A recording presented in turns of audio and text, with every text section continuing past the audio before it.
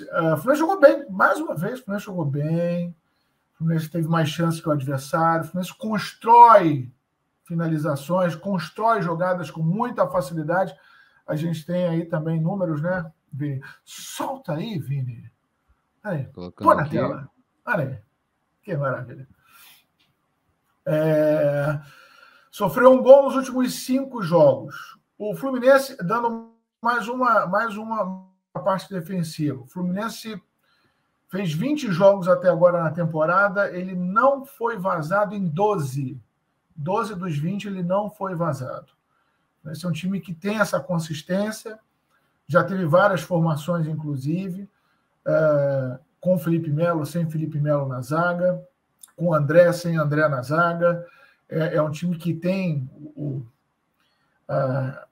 O Diniz, ele tem hoje um elenco que permite a ele modelar o time de diversas maneiras, isso é muito interessante.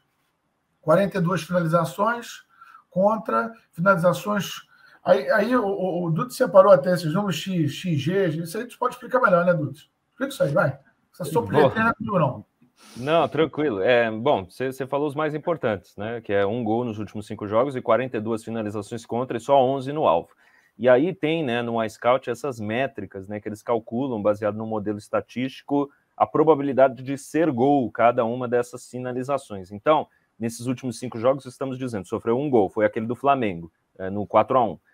Mas era para os adversários terem feito, segundo essa métrica, 4,3. Então, sim, está funcionando bem o sistema defensivo, mas talvez não fosse o caso de funcionar tão bem assim. E aí a gente pensa principalmente no jogo do América, né?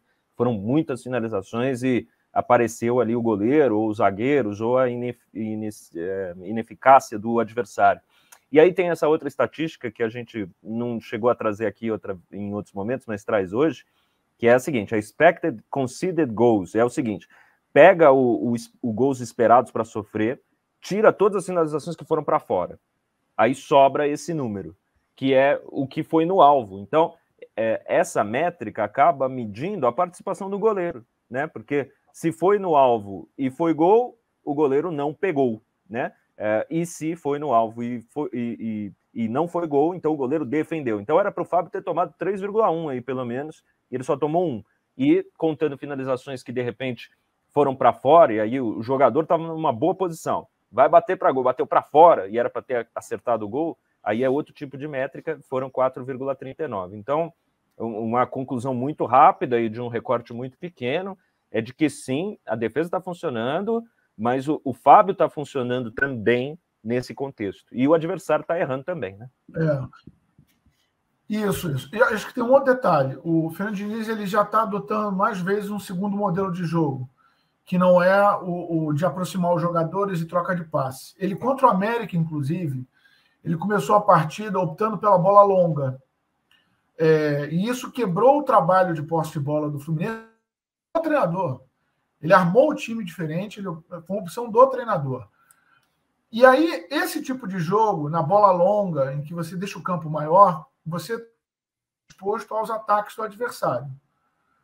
O que o América, no primeiro tempo, fez na estreia, né, entre América e Fluminense, não é o normal nos jogos do Fluminense. O Fluminense sentir tanto desconforto e não conseguir ter a bola e ser pressionado pelo adversário no seu campo, não é o normal. O Fluminense funciona melhor, na minha opinião, quando adota o seu principal modelo, que é de ter a bola e ir conquistando o espaço, né, balançando o time adversário para um lado, para o outro, essa bola sai de um lado para o outro com muita facilidade. Esse, para mim, é o modelo que mais me agrada, é o modelo tradicional do Fluminense, que é o que faz ele construir finalizações, dominar adversário. Eu acho que foi o que prevaleceu na partida ontem contra o Atlético Paranaense. O Atlético Paranaense melhorou quando o Paulo Turra colocou parte da cavalaria, porque voltou a poupar alguns jogadores, pensando no jogo no meio de semana, aquela história toda. Deu certo na estreia, no sábado não funcionou contra o Fluminense. Quando entrou o Vitor Bueno, quando entrou o Vitor Roque, já estava 2-0, já não tinha mais muito o que fazer.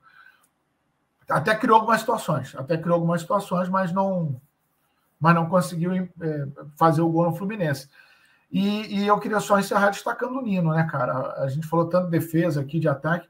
O Nino é hoje dos grandes zagueiros, na minha opinião, né, do futebol brasileiro, mas ele é pouco badalado, né?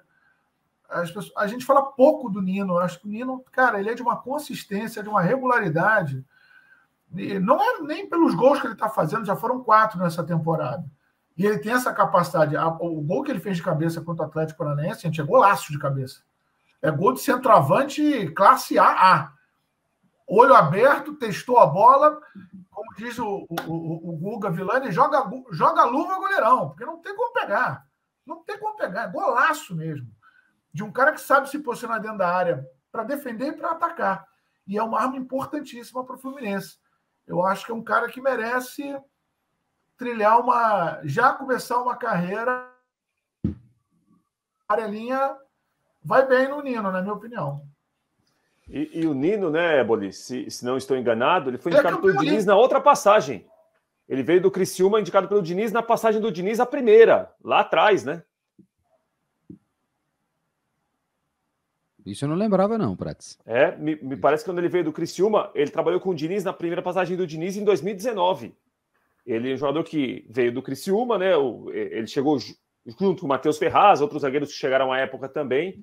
E ele chegou com o Diniz na outra passagem do Diniz, na primeira do Diniz no Fluminense lá atrás.